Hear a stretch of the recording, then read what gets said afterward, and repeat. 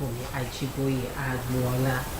The federal government has warned that it will no longer take responsibility for unpaid liabilities incurred by state governments. The Accountant General of the Federation, Dr. Oluwatoyin Imade, discussed this during a working visit to the Federal Pay Office in Kano State, urging states to plug revenue leakages to enhance revenue generation and collection to address the issue.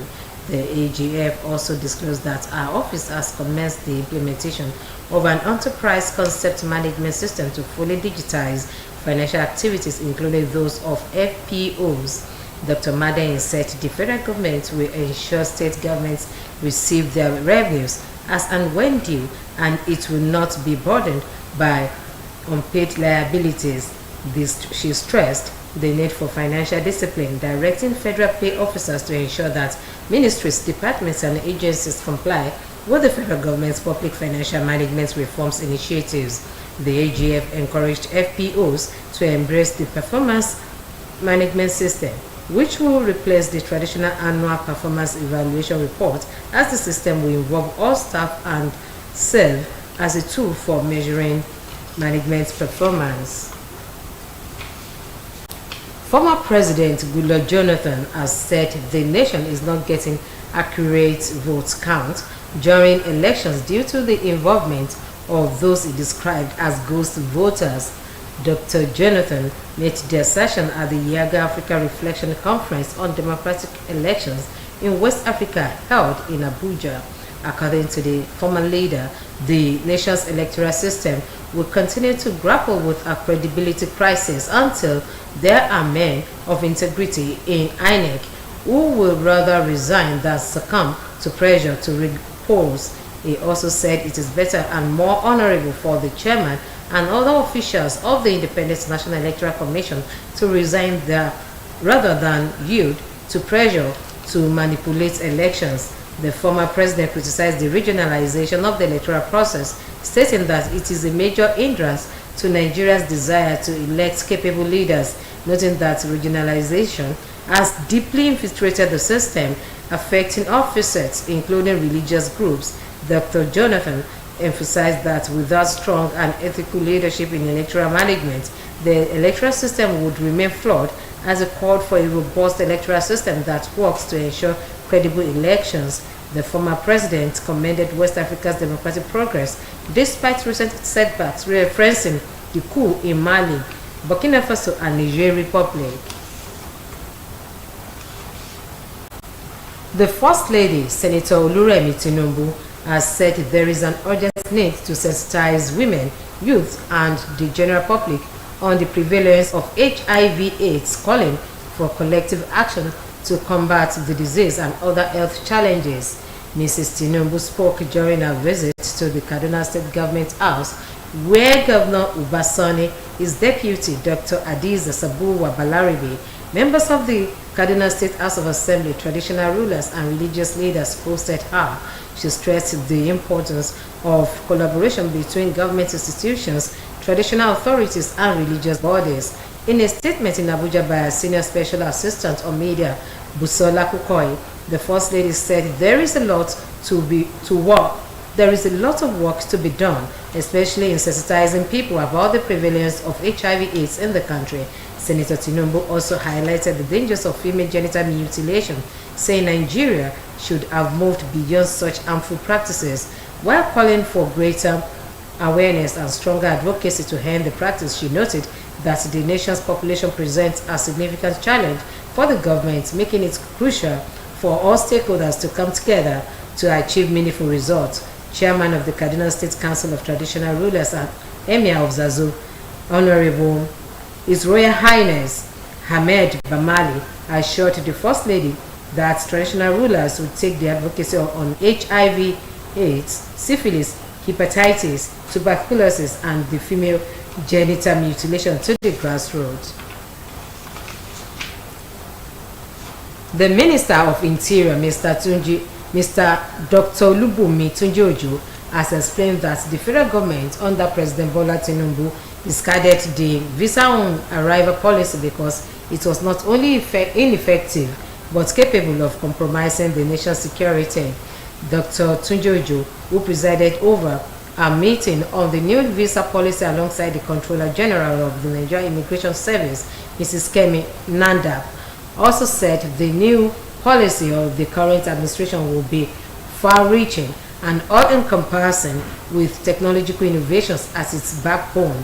He said the proposed visa policy aims to enhance the ease of doing business, boost tourism, and strengthen bilateral and multilateral relations with other countries. According to him, the federal government introduced a more streamlined and efficient visa approval process, including the electronic visa, that is e-visa, as a separate channel for processing and obtaining Nigerian visas. Dr. Tunji Ojo said the ministry is guided by the renewed hope agenda of President Bola Tinubu, adding that the innovation complements the existing visa structure while enhancing all visa-related services from end to end. This is said will strike a balance between promoting economic growth, tourism, and national security. The senator representing Abia North in the National Assembly, Oji Kalu, has urged President Bola Tinubu to posthumously declare the winner of June 12, 1993 presidential election, the late Moshood Abiola, a former president, saying Abiola's portrait should also be hung among the portraits of Nigeria's past presidents. Kalu spoke in Abuja at the National Assembly while addressing newsmen on his way to the chambers for the day's plenary. The Abia North senator said he was seeking the recognition following the revelation former military president General Ibrahim Babangida made that Abiola won the June 12, 1993 presidential election, adjudged to be the freest and fairest poll conducted in the country. Kalu, regarded as one of the IBB's boys, told newsmen that with Babangida's latest revelation, the controversy over the election had been laid to rest, hence the need for President Tinubu to posthumously declare the late Abiola one of the Nigeria's former presidents. Meanwhile, the Pan-Yoruba Socio-Political Organization Afenifere has said declaring the late winner of the annulled June 12, 1993 presidential election, Chief MKO Abiola, as president posthumously was long overdue. Afenifere's National Publicity Secretary Justice Faloye said this in an interview with newsmen backing an earlier call by Senator Oji Kalu from Abia State. According to Afenifere, former President Muhammadu Buhari had already given Abiola a GCFR award, which is meant only for presidents, saying if President Tinubu could go further, it will be a welcome ratification of a historic political injustice. It will be recalled that General Babangida made the admission during the launch of his autobiography titled A Journey in Service 32 years after election was annulled. The Joint Admissions and Matriculation Board says the registration period for the 2025 Unified Tertiary Matriculation Examination, which began 2 weeks ago, will conclude next week. Spokesperson to JAMB, Fabian Benjamin, disclosed this in Abuja, adding that over 1.5 million candidates have successfully registered. Benjamin said JAMB ruled out an extension of the registration period as deadline has been communicated in all advertisements and the official calendar for the 2025 UTME exercise. He urged all individuals who wish to participate to register promptly and avoid waiting until the last minute, noting that the board's calendar is fixed with numerous subsequent programs scheduled after registration, including examination results, result management, and admissions exercise. While in sports, defending champions Quadri Aruna of Nigeria and Dina Meshref of Egypt, along with Egypt's Omar Assar and Anna Goddard, showcased flawless performances at the 2025 ITTF African Cup, advancing to the knockout stage of the prestigious tournament. Aruna dominated his preliminary matches, securing convincing 3-0 victories against Tunisia, Nishar Sabi, and Benin Republic's Abdelkader Salifu. Meshref also continued her dominance smoothly, advancing to the second round, while Asa Goda and Nigeria's Olajide Omotayo all secured their spots in the knockouts round. Meanwhile, Congo-Brazzaville Saheed Idowu stunned the Tunisian fans with a 3-1 victory over local favourite Wassim Esseid. In a surprising turn of events, Egypt's third seed, Mohamed El Abeli, suffered a 3-0 defeat against Madagascar's Anthony Razafinarivo as Ethiopia's Darara Dufera, the only top seed to exit in the first round, bowed out after double defeats.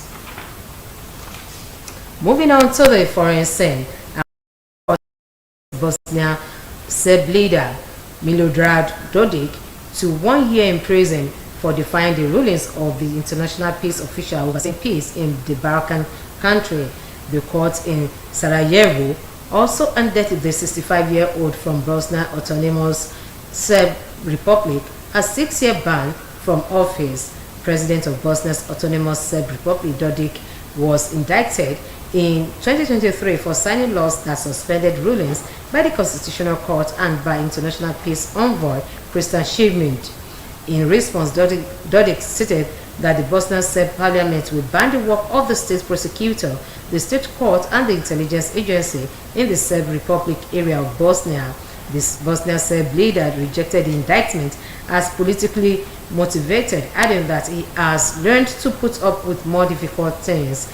The leader and his lawyers were not in court during the sentences, and the case has been widely seen as a potential test of the Balkan nation's weak central government after Dodik flouted the country's peace deal and court system. And that ends the evening news on OSBC TV. Do join us at 7 for the major reports. Good evening.